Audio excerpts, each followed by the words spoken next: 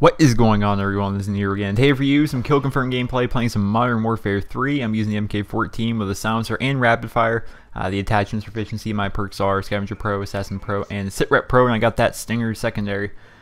Just because I was playing by myself. When you're playing by yourself, typically, well, especially in Modern Warfare 3, you're going to get dominated a lot of the time. Well, at least your teammates are, and then there's going to be air support just flying all throughout the map, and I decided just to avoid that entire aspect of the game and have Stinger missiles as well as Assassin. UAVs don't bother me. Things like it's pretty simple, all right. But earlier today, I put up a video of Modern Warfare 2 using the Spaz 12. It was a team deathmatch for the Spaz 12. Kind of discussing shotgunning and how when you use a shotgun, it's completely different than any other gun in the game. When you're using a shotgun, you have to realize that every kill of yours that isn't like with your grenade, that person's gonna be 10 feet away from you. And you have to play differently because of that. You have to be, obviously, if that's your effective range, then you need to force yourself to be within 10 feet of people. You have to play different, you have to rush, you have to play smart. It's fun and enjoyable. I think it's pretty cool. And shotgunning is definitely one of the things I really enjoy about Call of Duty.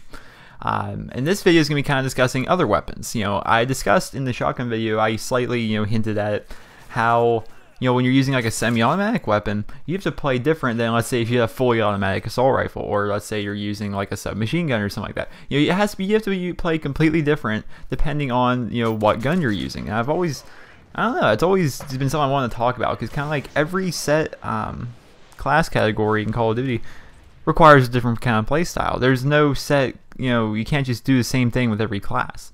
Now, your fully automatic assault rifles, what's kind of easy about fully automatic assault rifles is the fact that they're fully automatic and they're pretty good at medium to long range, and they also have the ability to win you gunfights at close range. Assault rifles, like I said, they excel at like a medium range, and while they can get you kills close range and they can get you kills at long range, sniper rifles, light machine guns, shotguns, and SMGs will beat them when they're within their own effective range. So fully automatic assault rifles are pretty good just because of the medium range, and that's why typically most players in Call of Duty use assault rifles. Because they're pretty much jack of all trades. They can win you close range, and they can also win you long range, and obviously they excel at medium. So that's why, if you're wondering, that's why people typically lean towards the fully automatic assault rifles. We're using a semi-automatic assault rifle, like you're seeing here, the MK14. I think, yeah, this is actually the only semi-automatic weapon in the game. We're using this. You have to play completely different than, let's say, if you had a fully automatic gun of any weapon category. You have to play different. Now, the MK14 is a ridiculously powerful gun. It's a 2-hit kill to the body at most ranges. It's a 1-hit kill to the head at most ranges. Pretty strong gun, but the thing about it is, you have to learn how to pull the trigger fast, which is why I have rapid fire on, because I've played Call of Duty World at War. Those of you guys familiar, Call of Duty World at War was the 5th installment to the Call of Duty series, and it was a World War II shooter made by Treyarch. The fun fact about World at War was the fact that all the rifles in the game were all semi-automatic. Semi-automatic obviously being similar to MK14, where a bullet comes out every time you pull the trigger, not you can just hold down the trigger and it comes out just spraying. Every rifle in that game was semi-automatic with the exception of the STG-44, which was the only automatic weapon in the game, or only automatic rifle in the game. So in that game, it taught you to shoot fast. It taught you to play smart and to play. You can still play aggressive, but you still play smart when you're using a semi-automatic gun. And so that's one of the reasons I really liked World of War, and it kind of what you learned there definitely transferred into Modern Warfare 2 if you're using like the FAL, or transferring to Black Ops when you're using the FAL or the M14, and transfers here into Modern Warfare 3 when you're using the MK14. So just what you learn in other games, you can definitely apply to other Call of Duties. So I think that's kind of a cool thing. But like I said, semi-automatic guns, man, you're sitting back. Semi-automatic guns are basically effective within a long range. The MK14 is it can take, like, let's say you're standing on like outpost and you're on one side of the map and a sniper's on the other side of the map. If that sniper doesn't hit you, you could probably take him out. It's just, the gun is ridiculously powerful at any range, and if you're lucky, I mean, you can win now and again, close range while using the MK14. If you're just spraying, you get that one-shot headshot, just a lucky hip fire headshot, or like right here, this little medium range right here, and I actually get sniped right there. That medium range, even that can excel for an MK14, but the fact is, back there, right where I just got sniped, at that distance, that's where a fully automatic assault rifle typically would take out someone that's using an MK14. That's just typically, though. Then there's other guns like the submachine guns. You know, the submachine guns, obviously, it's more of a close to mid-medium range. I say mid-medium because obviously, like a medium range, like for me to where the C flag is right now on domination, you know, a submachine gun isn't exactly the greatest gun for that distance even. A submachine gun is almost like a shotgun, but a little bit easier. You know, a submachine gun, well, with the exception of like the MP7, because the MP7 has no recoil, so, you know, you can probably use it medium range pretty effectively. But most submachine guns, like the general category of submachine. Check out this spawn. We had a host migration. I spawned in, and this guy was right here. Pretty awesome spawn. The typical generalization of submachine guns throughout the Call of Duty series. You know, I'm talking World at War Thompson, World at War, you know, Type 100, COD 4 MP5. I don't even know. 74U Black Ops, all different submachine guns. It's just as a generalization, your typical effective range is within like this short to mid-medium range. You have you know, like 2-3 bullet to kill close range. You have 100% mobility, which is another thing I didn't really cover. Assault rifles, 90% mobility. Light machine guns, 80% mobility. Snipers mobility kind of varies. It's 100% in Modern Warfare 2, but it's like I think for the bolt actions it's 90. Or maybe 8. I don't know. I actually don't know what the movement speed in Modern Warfare 3 is for snipers. I know it's a bit different than the other games. Submachine guns and shotguns are 100% mobility.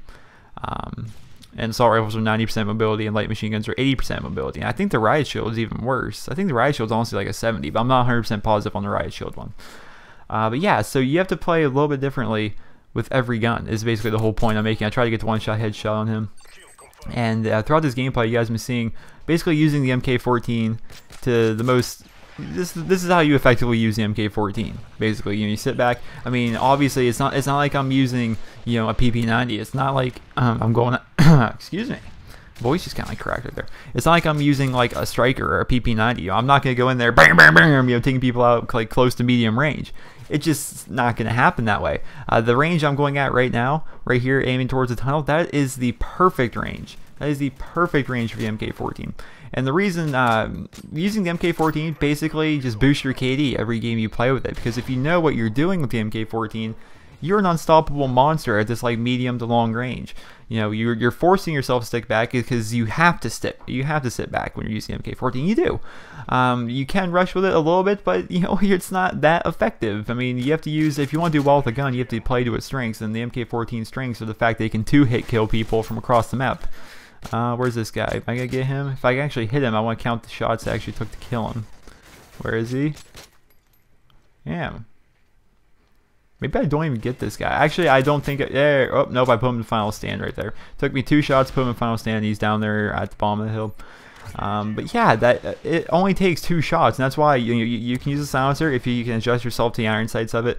Or I would recommend you use like a silencer and rapid fire. But if the optics and the iron sights are just a little bit too difficult for you to see through, especially at longer ranges, because not everyone has a big TV, not everyone has an HD TV. I could definitely recommend using the attachments for efficiency and using like a red dot and a silencer on the MK14, just making it just as effective powerhouse at medium to long range. It will raise your KD if that's your thing, if you're looking to get your kill death up or something. I don't know, some people still play for KD. If you want to play for your KD, this is the gun to do it with. I mean, because when you're using it, you never have like a dur moment when you're using this gun, right? When you're using MK14, you know just by looking at, wait a minute, I shouldn't run in there. I have an MK14. Then you sit back out, and they come out to you. You kill them. It's pretty simple. You have a lot of fun using the MK. I have a lot of fun using the semi-automatic weapons, and that's one of the reasons I loved World at War as much as I did. Was all the semi-automatic weapons, the SVT, the M1 Grand, you know, the MK43, the M1A1. Everyone loved the M1A1.